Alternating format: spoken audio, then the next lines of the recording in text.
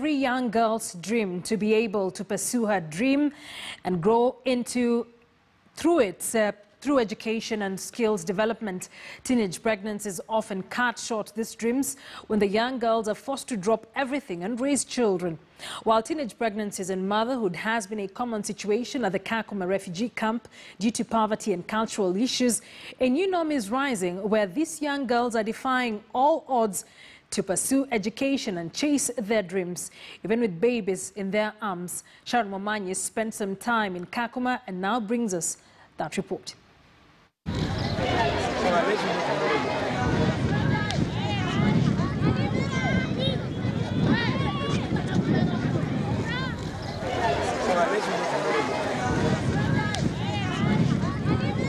Kalobeye Settlement Primary School, located within the Kakuma refugee camp, offers a window of opportunity for refugee children living in the camps here to better their livelihoods through education.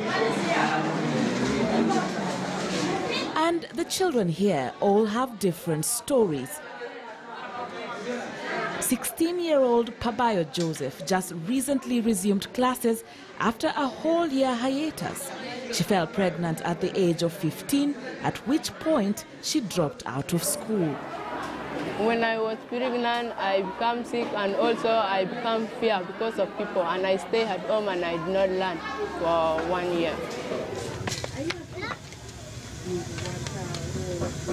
Pabayo did not intend to be a mother so young. While she dropped out of school because of shame and health complications, her partner, also a teenager, continued with school and life as usual. Her mother supported her all along, and because of this support, she made a resolve to go back to school after giving birth. If I deliver, I will go back to school so that I will see my vision and what I will do in my future. When I come to school, I will leave my child with my mother at home, taking care of him. And when I go back, I will also help my mother. I breastfeed him up to 6 months. Even now, I am also breastfeeded when I go home.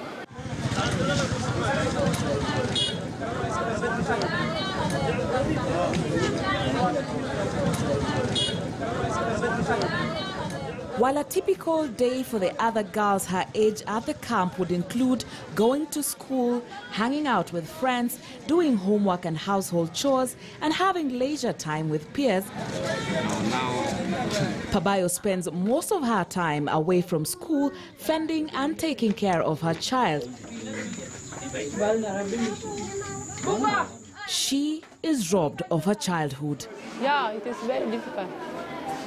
Because now, when a child is thinking, maybe if a child is crying, you will also cry because you are also a child. And to get something for the child is very hard because you are also a child. You have to be helped by your parent also.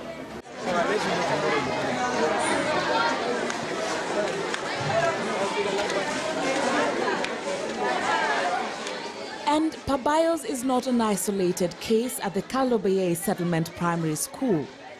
At the moment we have like 42 learners whom are termed to us as teenager mothers. And I think the reason why we are experiencing this, you see, the communities around here, the refugee community, from their background, back from the country of the origin, we have this case of forced marriage, early marriages. So you realize that some of these learners are forced to go into marriage before time. And once they're in marriage, you find that some of these boys are not able to take care of them, and then they end up separating. And that is the reason why, as the school, we have taken that initiative to ensure that teenage mothers back at home who are not maybe married or they have children and maybe they don't have husbands, we have decided to bring them back to school so that they may continue with education. Because education is the only thing these people receive here. Because we don't give money, it's only education.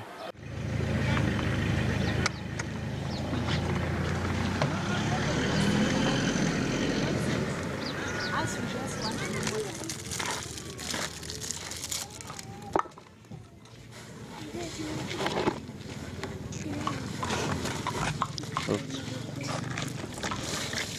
18-year-old Nyomokelo Richomo, who simply refers to herself as Nyom, enjoys spending time with her 2-year-old son. She has even learned that if she wants to distract him so she can do her chores, she would have to give him her cell phone to play with.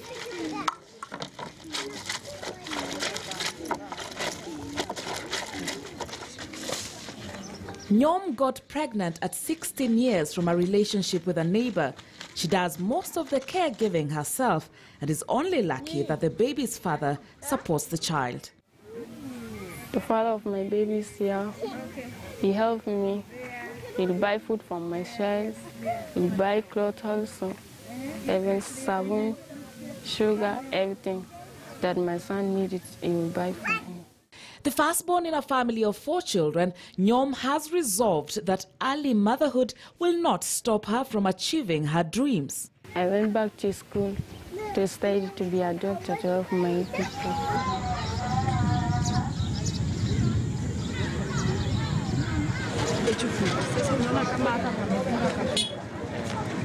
Teenage motherhood is common here in Kakuma, mostly resulting from regressive cultural practices such as early and forced marriages.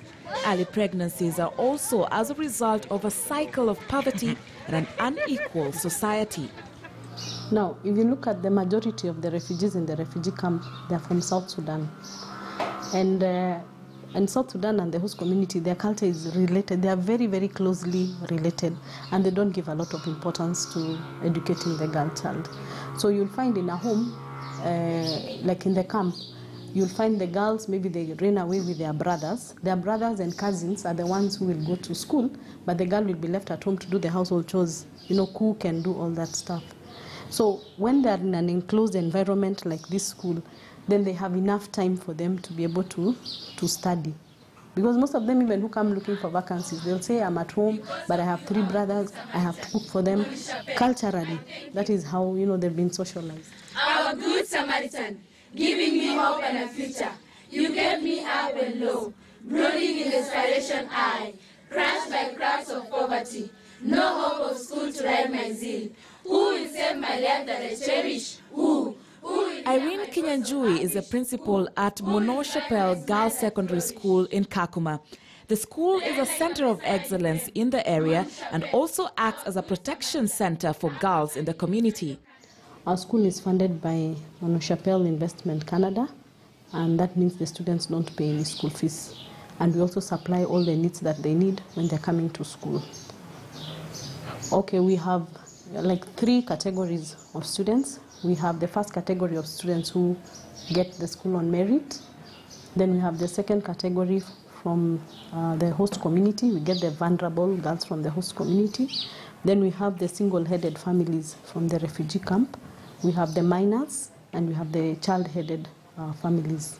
We also have a few girls who are parents, and because of their need for education, we don't lock them out, so we also have them in the school. We also have girls here who have gone through GBV, and that's what we call the protection cases.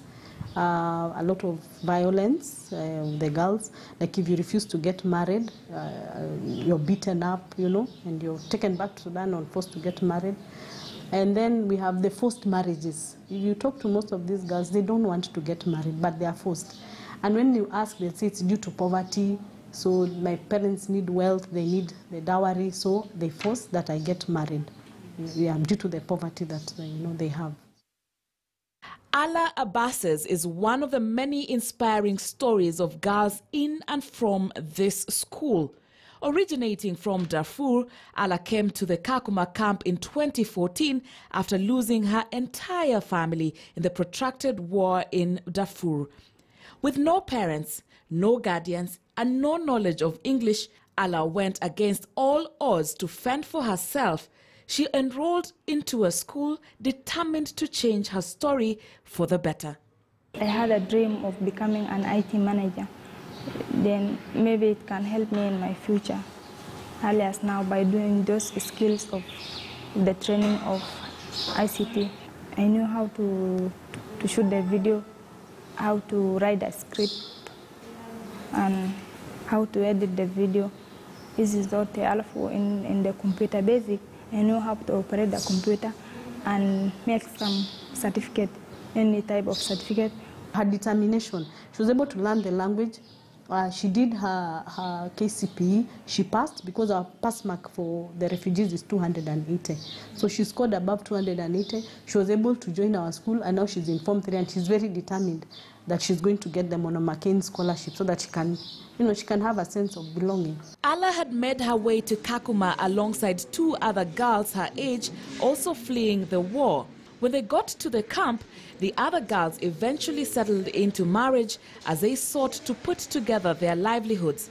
This may have appeared to be a lighter route to take, especially as the language barrier made it even more difficult to learn in school. But Ala stayed determined. Nini moja sasa ilikuwa ameni approach yani kufanya mpenzi na mimi, nimekataa. Sasa vile nimekataa, uko vile tunaendanga Magadisho primary school, the day school that it's called Magadisho. Then we have is mixed also boys and girls. Siku ingine yani anapatanga mimi naongeleshanga tuma awa rafiki zangu wafulana, classmates zangu ama schoolmates zangu. Then yani ananifuatilia kila wakati, hata kama mimi natoka hivi step kidogo anakuja nyuma yangu mimi. I'm not aware if he's there or not. Refugee children are not like any other children. They need care, education, the ability to realize their potential. It is a human right by all means for everybody. They sometimes have assumed the role of adult much earlier than we ever think. Instead of saying that there are all these challenges and all these problems, that you actually find them in this, we need to understand that the situation is fundamentally different. And that drive, that determination is in fact that makes this place is so unique. There is more girls in our community have their teenage mothers, and some are staying at home because of no parent to help them to hold the child, and also to cook food. There will be no anyone, so that's why they remain there and help themselves. There are concerted efforts to create awareness against early and forced marriages, as well as the normalization of teenage pregnancies among refugee communities. And as that happens, an even more important message is being shared by the young mothers and the community agents supporting the young girls, that even after pregnancy and childbirth, teenage girls can and should still pursue their dreams. When you have not learning, you will not get a good job. Even you will not do anything good in your future. But if you learn and you finish your school, maybe you will become a doctor and you will also help other people which are still learning, the sick people. The other girls also have babies to go back to school to achieve their dreams. Nyums and Pabayo's stories represent scores of others from refugee girls who become mothers at such tender ages, but girls who are determined to shape their futures through education, no matter what the cost. Sharon Momanyi at the Kalobaye settlement in Kakuma, Turkana County. Who will save my life that I cherish? Who?